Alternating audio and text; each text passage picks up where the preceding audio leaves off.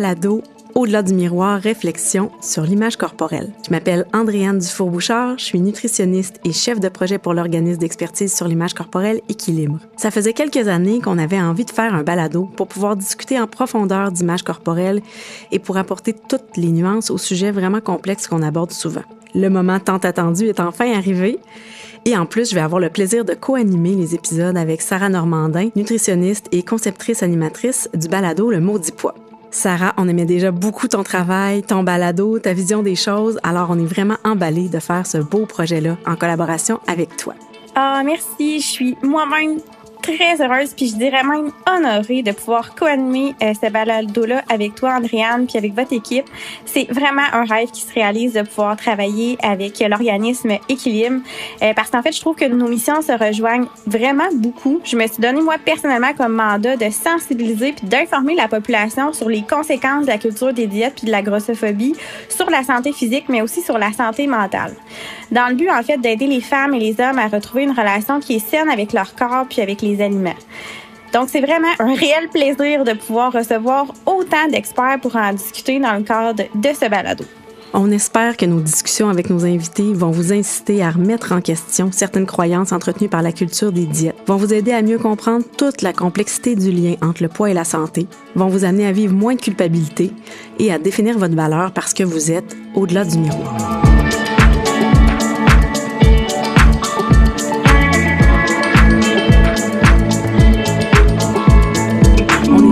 Heureuse de vous présenter aujourd'hui le tout premier épisode de notre balado « Faut-il être mince pour être en santé ?» Aujourd'hui, avec nos invités, on va répondre à cette question-là que se posent plusieurs personnes. On vit dans une société où la minceur est encore très représentée et valorisée. En plus, on associe encore beaucoup la minceur à la santé. D'un côté, on sait que c'est difficile de maintenir une perte de poids à long terme, même si la culture des diètes tente de nous faire croire que c'est facile de maigrir. En plus, les risques des diètes sur la santé physique et mentale sont vraiment souvent banalisés. On sait aussi que plusieurs facteurs autres que le poids influencent la santé. Et la science démontre maintenant que les préjugés à l'égard du poids sont eux aussi nuisibles pour la santé. Donc, en considérant tout ça, c'est légitime de se demander si on doit continuer de mettre autant l'accent sur le poids. Aujourd'hui, on va discuter de tout ça avec nos invités. On commence avec Benoît Arsenault, professeur titulaire au département de médecine de l'Université Laval et chercheur au Centre de recherche de l'Institut universitaire de cardiologie et de pneumologie de Québec. On est aussi avec Édith Bernier, autrice du livre « Grosse et puis, connaître et combattre la grossophobie » et « Grandir sans grossophobie, favoriser une image corporelle saine chez nos enfants ». Elle est aussi conférencière et vulgarisatrice sur la grossophobie et l'inclusion des personnes grosses. Nous sommes aussi en présence de Patricia Doucet, médecin de famille, détentrice d'une maîtrise en santé communautaire et chargée d'enseignement clinique au département de médecine de l'Université de Montréal. On est également en présence de Marie-Pierre Gagnon-Giroir, psychologue et professeure en psychologie de la santé à l'UQTR, et avec Karine Gravel, nutritionniste et docteur en nutrition, qui est autrice du livre « De la culture des diètes à l'alimentation intuitive, réflexion pour manger en paix et apprécier ses cuisses ». Bonjour et bienvenue tout le monde. On a vraiment hâte de vous entendre et surtout, merci d'avoir accepté notre invitation. Alors, je me lance avec la première question. D'abord, pourquoi vous croyez que les gens se soucient autant de leur poids? Karine, qu'est-ce que tu penses de ça? Bien, on vit à une époque où la minceur est très valorisée. Donc, inconsciemment, ça nous encourage à fournir des efforts pour tenter de correspondre au modèle qui est proposé. Puis ce désir de perdre du poids-là, c'est aussi le résultat de la culture des diètes. Donc, pour définir c'est quoi la culture des diètes, donc c'est tout ce qui nous amène à penser qu'on devrait maigrir. Puis c'est sournois parce que c'est une culture qui s'invite dans nos têtes un peu à notre insu, on s'en rend pas compte. Donc, par exemple, si on regarde autour de nous, on voit plein d'exemples. Il existe des pantalons amincissants, des tisanes minceurs, des aliments sans culpabilité. Puis on se permet même de féliciter les personnes qui perdent du poids. Donc, il y a aussi les normes sociales de minceur qui sont aussi présentes. Donc, on va associer faussement la minceur à la beauté, le succès et la santé aussi, alors qu'on sait très bien qu'on peut être beau ou belle, avoir du succès et être en santé à tous les poids. Et finalement, Le poids, c'est aussi un sujet qui fait presque toujours partie de nos conversations, autant dans la sphère privée que publique. Donc, c'est partout, tout le temps. Toi, Marie-Pierre, pourquoi tu penses que les gens sont aussi soucieux de leur poids? Ben, j'irai avec ce que Karine vient de dire. Oui, c'est partout tout le temps et c'est même un peu dans les recommandations officielles. Tu sais, la plupart des messages de prévention des maladies cardiovasculaires, prévention de l'obésité vont inclure le poids comme un facteur de risque pour la santé. Fait que c'est comme toujours des rappels qu'on a de « ça c'est pas correct, faudrait se préoccuper de notre poids, c'est quelque chose dont il faut se préoccuper ». En plus, l'apparence, c'est quand même la première chose qu'on voit d'une personne, là. C'est quelque chose qui se cache pas, qui se modifie pas, en tout cas quand on n'est pas sur les réseaux sociaux. Donc, quand on interagit avec une personne, son poids, il y a une information assez évidente qu'on a. Puis souvent, c'est un outil de mesure. Dans notre culture de la performance, l'apparence est importante, puis le poids, ça vient mettre comme un chiffre ou en tout cas quelque chose de concret pour essayer de se comparer aux autres. Fait que je pense que tout ça, ça contribue au fait que, on s'en préoccupe encore beaucoup. Edith, voudrais-tu rajouter quelque chose? Je peux juste abonder, en fait, dans le sens de Marie-Pierre et Karine. Il y a aussi le fait, en tant que personne grosse, et c'est ça, je pense, l'ajout que je peux faire dans cette discussion-là, c'est qu'on est rappelé constamment que notre corps n'est pas fait pour les infrastructures ou que les infrastructures ne veulent pas de nos corps. Ça dépend comment on regarde ça. Que ce soit les chaises qui sont pas assez solides, qui sont pas assez grandes, que ce soit, le transport, les vêtements, etc. Donc, constamment, on a les installations autour de nous qui nous rappellent que notre corps, il est pas correct. On propose aussi beaucoup l'idée que la grosseur est quelque chose de temporaire et que c'est quelque chose qui est transformable et qui est modifiable. Et ça, c'est un problème parce que, justement, on sait le taux de succès ou plutôt d'insuccès des diètes. Et donc, donner l'impression qu'être gros, c'est temporaire, c'est extrêmement problématique parce que les gens pensent justement qu'ils peuvent, entre guillemets, remédier à cette situation-là. Tout à fait. Puis pour faire un petit peu du pouce à tous ces commentaires-là, il y a plusieurs personnes qui s'inquiètent de l'impact du poids sur leur santé. Donc, avant de parler de santé, on va définir ensemble le concept de santé pour être sûr qu'on est tous au même niveau. Selon l'Organisation mondiale de la santé, connue sous l'OMS, la santé, ça se définit comme un état de bien-être physique, mental et social complet et ne consiste pas seulement en une absence de maladie ou d'infirmité. Donc, ce qu'on veut savoir, c'est quelle influence le poids a-t-il vraiment sur notre santé? Puis, est-ce que la minceur est réellement synonyme de santé? Benoît, j'aimerais ça savoir ce que tu en penses. Bien, c'est sûr qu'il y a des études sur l'impact du poids puis la santé qui sont publiées vraiment tous les jours dans la littérature scientifique. Puis, les études sont assez constantes à l'effet que, oui, évidemment, dans des grandes études de population, on voit que les gens qui ont un poids qui est plus élevé que la moyenne sont à plus haut risque de développer certaines maladies. On parle de maladies cardiovasculaires, de diabète de type 2. On parle de plus en plus de maladies neurodégénératives aussi, puis de cancer dans la littérature scientifique. Mais en fait, toutes ces maladies sont des maladies qui sont complexes, c'est-à-dire qui sont causées par plusieurs facteurs. Puis il y a aussi beaucoup d'hétérogénéité entre les individus. Puis quant à moi, c'est un exercice qui est très périlleux de comparer comme ça des statistiques populationnelles et les ramener à un individu ou à un groupe d'individus. Il y a plusieurs personnes qui sont minces qui vont développer ces maladies. Puis évidemment, c'est pas toutes les personnes grosses qui vont développer ces maladies-là. Donc, il faut vraiment faire attention pour distinguer la corrélation versus la causalité parce que notre poids, il est pas juste dicté par notre activité physique puis notre alimentation. Il est dicté par des dizaines d'autres facteurs. Puis la plupart, on les contrôle pas vraiment. Puis il y a pas juste non plus le gras qui va causer ces maladies-là. On pense que c'est vraiment notre tissu adipeux qui va causer ces maladies-là. Mais quand on regarde les études scientifiques, ce qu'on voit, c'est que c'est pas nécessairement la quantité totale de graisse d'une personne qui va déterminer si elle est à risque de développer des maladies ou pas, mais d'un point de vue métabolique, c'est surtout l'endroit dans le corps où se situe la graisse qui va avoir des effets sur la santé. Puis on peut pas nécessairement savoir ça en se basant simplement sur l'indice de masse corporelle. Je fais une petite parenthèse pour définir l'indice de masse corporelle qui est notre poids divisé par notre grandeur. Donc, ce que les études disent, c'est que le gras corporel n'est pas nécessairement néfaste pour la santé, mais quand on accumule du gras au niveau de notre foie ou de nos muscles squelettiques, par exemple, ben c'est là que ça peut causer des problèmes de santé. Puis l'indice de masse corporelle donne pas toujours d'informations sur la localisation du gras, puis surtout, il donne aucune information sur nos habitudes de vie non plus. Puis nous, dans mon équipe de recherche, ben on vient de compléter une étude de plus de 300 000 personnes sur ce sujet-là. Puis ce que nos travaux démontrent essentiellement, c'est que plus souvent qu'autrement, la relation entre l'IMC puis le risque à long terme de maladies cardiovasculaires dans la population est pas très impressionnante chez les gens qui n'ont pas d'autres facteurs de risque. Puis au contraire, ce qu'on voit, c'est que chez les gens qui sont minces, mais qui sont sédentaires, qui ont une alimentation qui est peut-être pas nécessairement optimale, qui ont beaucoup de facteurs de risque de maladies cardiovasculaires, mais leur risque est beaucoup plus élevé d'avoir des maladies cardiovasculaires à long terme que les personnes grosses qui sont en bonne santé. Merci, Benoît, de nous partager ces informations qui sont tellement nécessaires.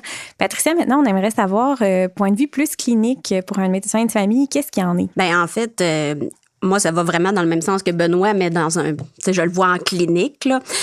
Fait que non, minceur, ça égale pas santé, là, pour répondre à la question, là, comme telle. Je vois beaucoup de gens minces qui ont des mauvaises habitudes de vie, des habitudes de vie qui sont bien moins bonnes que des personnes qui ont un poids plus élevé. Puis c'est juste la génétique qui les a favorisés finalement à rester minces malgré qu'ils ont des mauvaises habitudes. Je vois aussi des gens minces qui ont des bonnes habitudes de vie puis qui vont quand même développer des maladies. Ils vont développer du diabète, du cholestérol, de la haute pression, des cancers parce que la génétique puis l'environnement aussi, c'est des facteurs de risque pour certaines maladies. C'est pas juste le poids. C'est super important de questionner les gens sur leurs habitudes de vie. Peu importe le poids de la personne, dans le fond, on ne devrait jamais s'arrêter à l'impression qu'on a de la personne pour décider si on pose des questions sur les habitudes de vie. Ça devrait être tout le monde.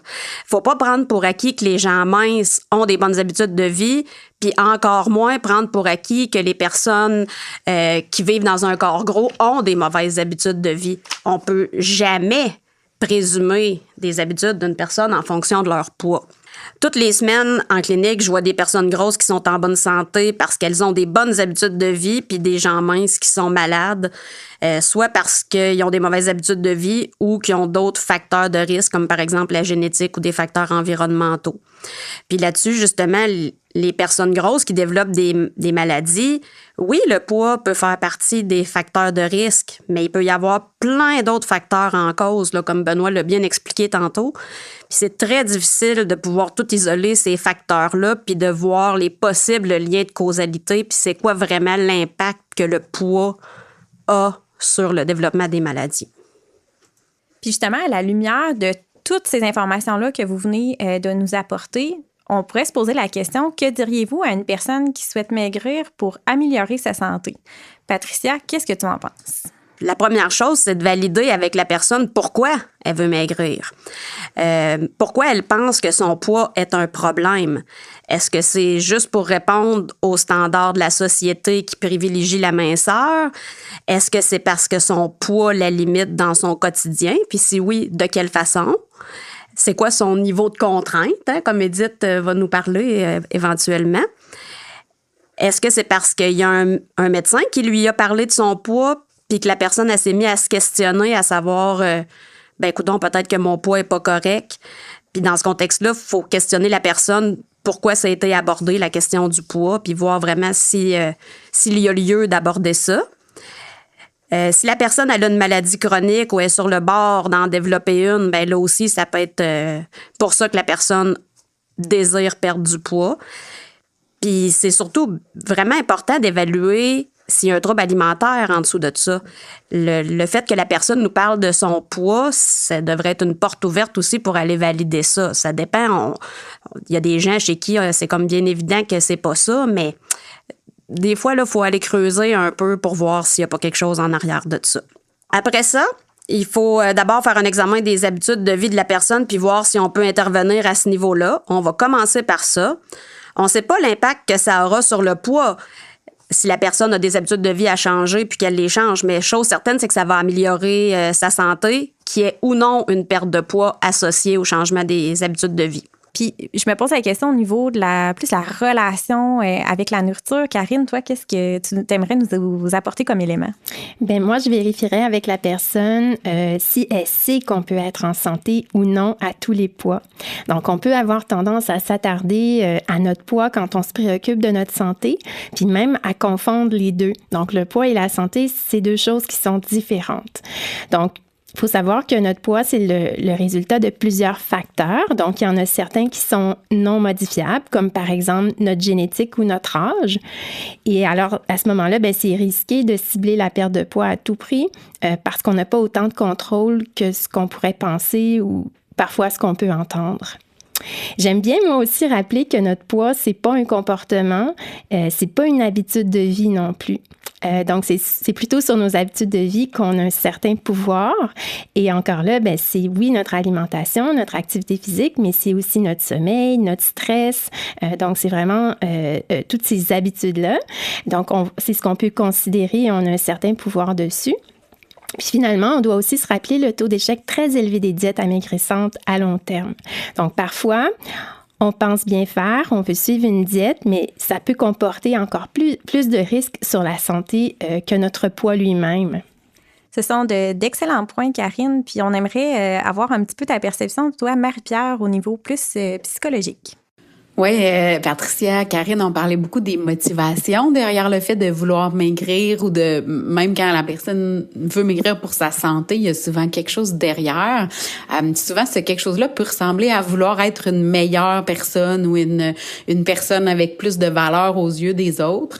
Puis quand on donne à cette personne-là toute l'information dont on vient de parler, à quel point c'est difficile de contrôler notre poids, à quel point il y a plein de facteurs qu'on contrôle pas du tout, ben faut reconnaître que ça vient un peu avec un deuil, parce que la personne avait vraiment un très grand espoir un jour d'arriver à perdre du poids et enfin de se sentir une personne qui a de la valeur à ses yeux à elle-même, aux yeux des autres, une personne qui a de la discipline. Donc, quand une personne arrive avec ce désir-là, ça vaut la peine de reconnaître que, ben, en apprenant toutes les choses dont on parle aujourd'hui, ça peut venir avec une grande déception de dire, ben, je pense que l'idéal que j'avais dans ma tête, je l'atteindrai peut-être pas. Fait que c'est aussi important de valider leur désir, de dire qu'il est comme normal leur désir de vouloir perdre du poids dans la société dans laquelle on vit, et puis que ça va être un cheminement d'une certaine façon de passer à autre chose. Puis justement, on parle de deuil, de déception. On pourrait se poser la question, Benoît, est-ce que tout le monde a les mêmes chances en ce qui a trait à la santé? Ben, c'est sûr qu'on n'a pas les mêmes chances en ce qui a trait à la santé, puis on n'a pas les mêmes chances en ce qui a trait au poids non plus. Parce que c'est quand même bien accepté que les variations génétiques vont contribuer à plus de 50% de l'héritabilité du poids dans une population. Puis pour ça, on a vraiment plusieurs niveaux d'évidence qui le suggèrent. Puis honnêtement, la plupart de ces études-là viennent des vieilles études des années 80. On le sait, par exemple, au niveau des études qui ont été faites sur les enfants adoptés. Donc, il y a des études qui ont comparé le poids des enfants adoptés à celui de leurs parents adoptifs et celui de leurs parents biologiques. Puis les résultats sont vraiment assez clairs et fascinants à l'idée que le poids des enfants adoptés n'est presque pas corrélé à celui de leurs parents adoptifs, mais qu'il y a une très bonne corrélation avec celui de leurs parents biologiques. Donc, le poids des enfants, de ces enfants-là, s'apparente davantage au poids de leurs parents qui vont leur transmettre leurs gènes que ceux qui vont les nourrir puis qui vont leur transmettre des habitudes de vie à tous les jours de leur vie. On a aussi beaucoup d'études qui le démontrent sur par exemple, des jumeaux séparés à la naissance qui, lorsqu'on les regroupe, ont essentiellement le même poids, même s'ils ont été élevés dans des environnements qui sont complètement différents. Puis même quand on amène des couples de jumeaux dans un laboratoire, puis on les met sur une diète pour leur faire prendre du poids, pour leur faire perdre du poids, soit avec l'activité physique ou avec des diètes, ben on voit que quand on prend ces couples de jumeaux-là, ben on peut prédire la réponse ou le gain de poids ou la perte de poids à moyen terme sur la simple base du gain de poids ou de la perte de poids de leurs jumeaux. Ça va être des corrélations qui sont presque parfaites. Donc, moi, j'aimerais ça aujourd'hui de déboulonner un mythe, là, parce que je l'entends souvent, ce mythe-là, que la génétique a rien à voir avec notre poids parce qu'avant, tout le monde était mince, puis maintenant, aujourd'hui, ben, la prévalence de l'obésité a augmenté alors que nos gènes n'ont pas changé. Là. Donc, ce qu'on sait, c'est que dans la population, il y a plusieurs centaines de variations dans notre génome qui vont influencer notre poids. Puis ça, on n'a pas vraiment, évidemment, de contrôle là-dessus. On est avec ces variations génétiques-là. C'est comme tirer un jeu de cartes. Il y en a qui tirent un jeu de cartes qui va leur faire gagner la partie, d'autres qui vont leur faire perdre. Et puis, une personne qui est prédisposée à prendre du poids ou à avoir un poids élevé, ben, ce qu'on remarque, puis il y a des études qui ont été faites là-dessus, dans les études populationnelles qui sont faites dans les années 60, 70, ben, on voit que les gens qui ont une prédisposition génétique à être minces sont minces, puis les gens qui ont une prédisposition génétique à avoir un poids plus élevé, ben, ils ont un poids plus élevé, mais pas tant que ça. Alors que si on prend les mêmes types de populations aujourd'hui, ben, on voit que les gens qui ont une prédisposition génétique à être minces, ben, sont minces, puis les gens qui ont une prédisposition génétique à être plus gros, ben, sont beaucoup plus gros qu'ils étaient dans les années 60-70. Donc, c'est vraiment une interaction entre nos gènes puis notre environnement. Donc, l'environnement dans lequel on vit aujourd'hui, qui est vraiment différent de l'environnement, par exemple, alimentaire des années 60-70, ben, ça va réveiller une susceptibilité génétique chez les gens qui ont justement cette susceptibilité génétique-là.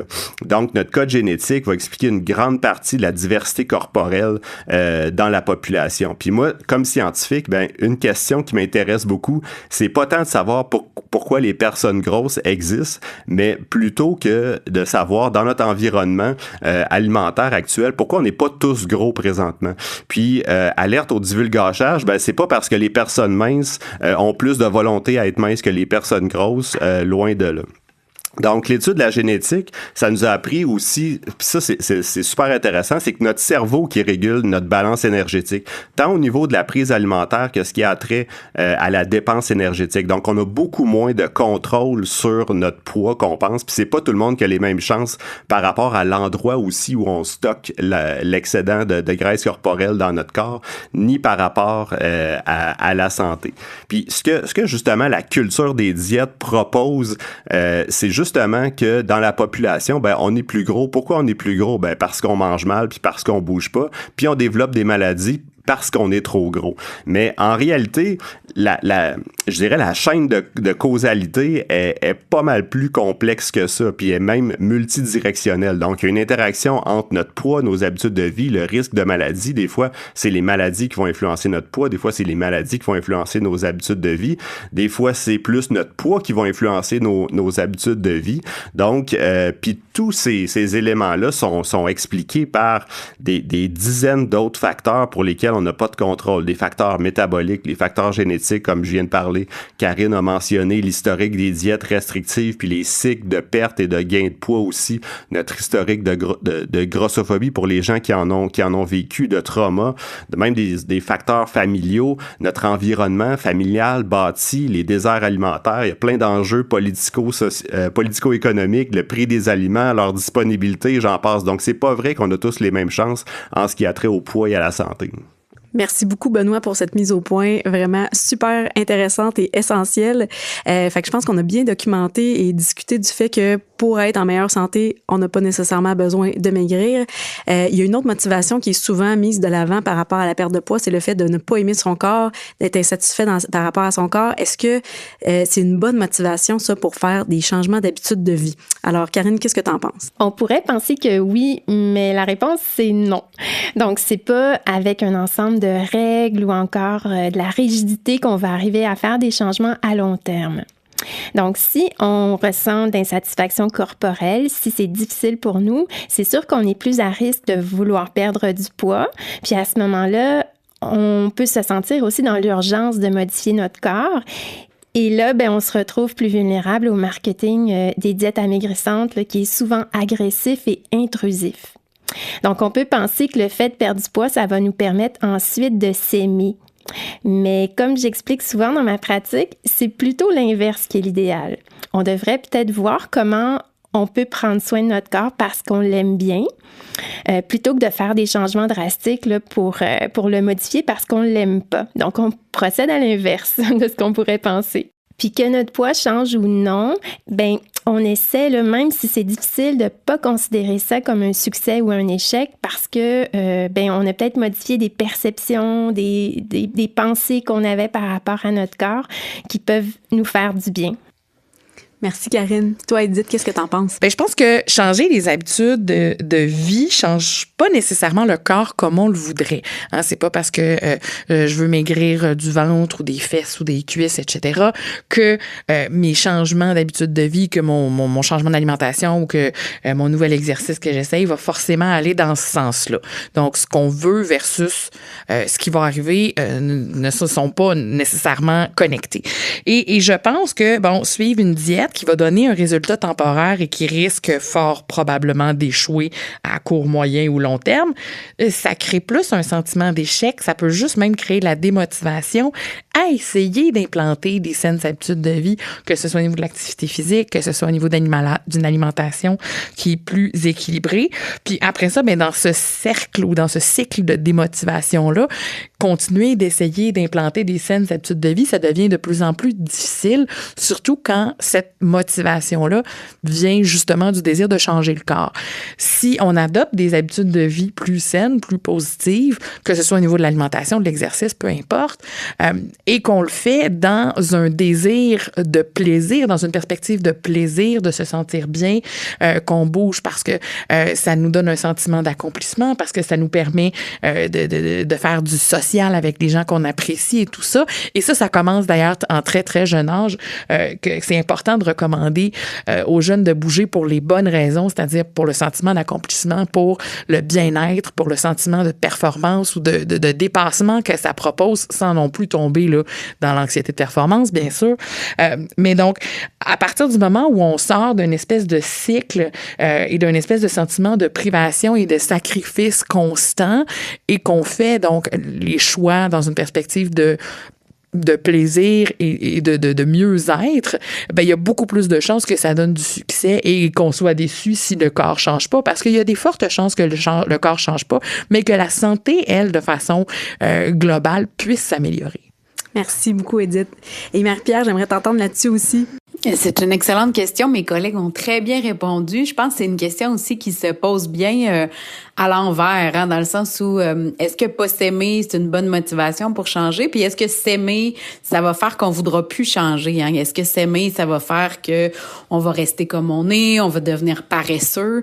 Comme mes deux collègues ont dit, avoir des émotions qui sont négatives à propos de son propre corps, ça donne pas le goût de bien s'en occuper. Si j'ai honte de mon corps, si je suis déçue de mon corps, je suis fâchée après lui, c'est comme essayer de rénover une maison qu'on haït, tu sais, on va juste être frustré puis être déçu puis rester dans ce cycle d'émotions négatives là. Puis une des affaires que ça crée comme problème, c'est qu'il y a bien des gens pour qui des émotions comme ça, avoir honte, être déçu, se sentir tout seul, se sentir moins bon, ça donne le goût de manger, parce que manger, c'est une façon de se réconforter de façon très primaire. Fait que si tout mon désir de changer mon corps est pris dans toutes ces émotions négatives-là, ça se peut que ça soit difficile parce que c'est pas une énergie très forte, cette énergie-là. C'est avoir honte, ça marche pas avec nos enfants, ça marche pas avec nous autres non plus. Donc on risque d'avoir juste plus d'émotions négatives, plus d'envie de manger. Pas s'aimer, ça donne pas le goût de se faire du bien. Fait un peu comme Karine le disait, si on essaie de trouver une façon, des fois c'est même pas une façon de s'aimer, mais juste une façon d'être en paix avec son corps, d'être peut-être en paix, c'est même encore fort, juste de partir avec ce qu'on est pour l'instant, puis de vouloir changer des choses pour notre santé dans une perspective d'être fier de soi plutôt que d'observer le résultat parce que, comme Edith le dit, notre corps, il change pas comme on voudrait. Fait que si notre preuve qu'on a bien travaillé, c'est le changement sur notre corps, ça va être décevant. Si notre preuve qu'on a bien travaillé, c'est qu'on s'est amélioré, c'est qu'on a forcé plus fort, c'est qu'on a mangé plus de chou-fleur ou je sais pas quoi, là, on a une preuve qui va être plus solide. Merci. Donc, prendre soin de soi, viser moins le changement du corps, puis essayer d'avoir des motivations qui vont être plus positives pour nous aider. Merci beaucoup pour ces mises au point qui étaient vraiment importantes. Je pense qu'on aurait pu continuer à discuter encore longtemps. Donc, je vous propose de nous rejoindre dans un deuxième épisode avec nos mêmes invités pour poursuivre les échanges. Vous avez aimé les contenus abordés dans ce balado et vous voulez continuer d'en apprendre plus sur tout ce qui touche à la relation avec le corps, la nourriture et l'activité physique? Rendez-vous sur équilibre.ca et suivez-nous sur les réseaux sociaux Instagram et Facebook, Groupe Équilibre et Sarah Normandin, nutritionniste. Merci à Virage Sonore pour l'enregistrement, le montage, le mixage et la composition musicale de ce balado. La présentation de ce balado est rendue possible grâce à la collaboration et à l'appui financier du ministère de la Santé et des Services sociaux.